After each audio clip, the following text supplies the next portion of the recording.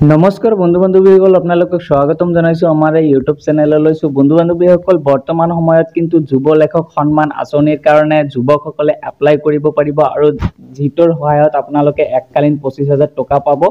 কেনেকৈ এপ্লাই কৰিব বা কি নথিপত্ৰ লাগিব সবিশেষ জনাম এইটো ভিডিঅ'ৰ জৰিয়তে। তাৰ আগতে সৰু এটা ৰিকুৱেষ্ট, যদি আমাৰ ইউটিউব চেনেললৈ প্ৰথমবাৰৰ কাৰণে ভিজিট কৰিছে প্লিজ চেনেলটো সাবস্ক্ৰাইব কৰি বেল আইকনটো বজাই দিব আৰু ভিডিঅ'টোত এটা লাইক কৰি দিব।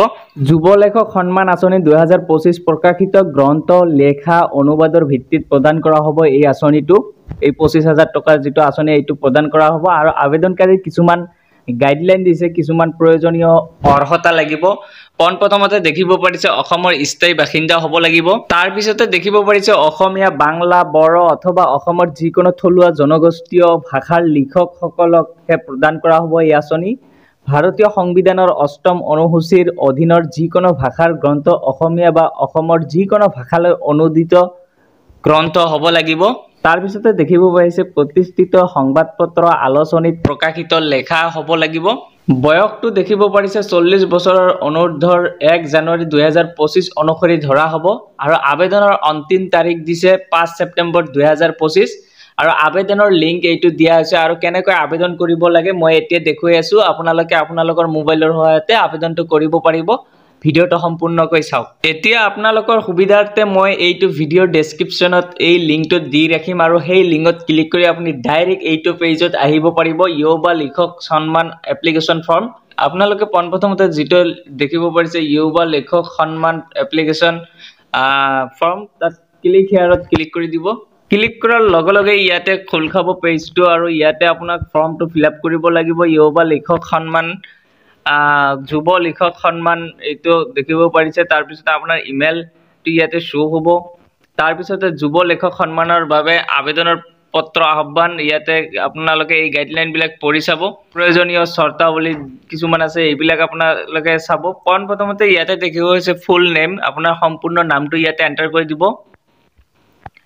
তাৰপিছতে দেখিব হৈছে মাতৃৰ নাম অৰ্থাৎ মাদাৰ্ছ নেম ইয়াতে ফিল কৰিব লাগিব। তাৰপিছতে ফাদাৰ্ছ নেম, ইয়াতে পিতৃৰ নামটো বহুৱাই দিব।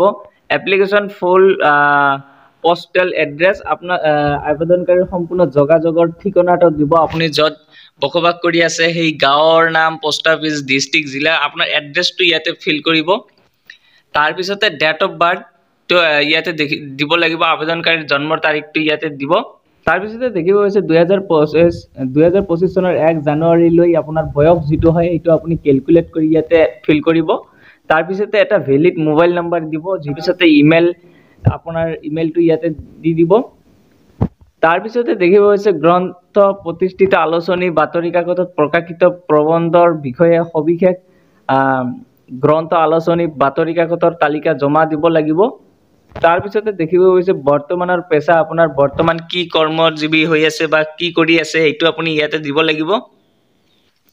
তাৰপিছতে ইয়াতে দেখিব হৈছে name of bank account, bank একাউণ্টৰ নাম, আপোনাৰ নামটো ইয়াতে দি দিব। তাৰপিছতে বেংক একাউণ্ট নাম্বাৰ, আপোনাৰ নম্বৰটো ইয়াতে বেংক একাউণ্ট নম্বৰটো ইয়াতে দিব। তাৰপিছতে বেংক নেম, বেংকৰ নামটো দিব, কোনটো বেংকৰ একাউণ্ট হয়। তাৰপিছতে IFSC কোড, আপোনাৰ বেংকৰ পাছবুকখনত এইটো পাই যাব। তাৰপিছতে ডিক্লাৰেশ্যন দুটা টিকমাৰ লগাই দিব। তাৰপিছতে দেখিব গৈছে ছাবমিট অপশ্যনত ক্লিক কৰাৰ লগে লগে আপোনাৰ এপ্লিকেশ্যনখন কমপ্লিট হৈ যাব আৰু আপুনি এটা ৰেফাৰেঞ্চ নাম্বাৰ পাব, সেইটো আপুনি কপি কৰি বা নোট কৰি ৰাখি দিব, সেইটো আপোনাৰ পিছত প্ৰয়োজন হ'ব পাৰে। এনেকৈ আপুনি আপোনাৰ এপ্লিকেশ্যনখন কমপ্লিট কৰিব পাৰিব। চ' বন্ধু বান্ধৱীসকল কেনেকুৱা লাগিল আজিৰ এই ভিডিঅ'টো? যদি ভিডিঅ'টো ভাল লাগিছে আপোনাৰ বন্ধুবৰ্গলৈ শ্বেয়াৰ কৰি দিব আৰু চেনেললৈ নতুনবাৰৰ কাৰণে আহিলে চেনেলটো ছাবস্ক্ৰাইব কৰি বেল আইকনটো বজাই দিব।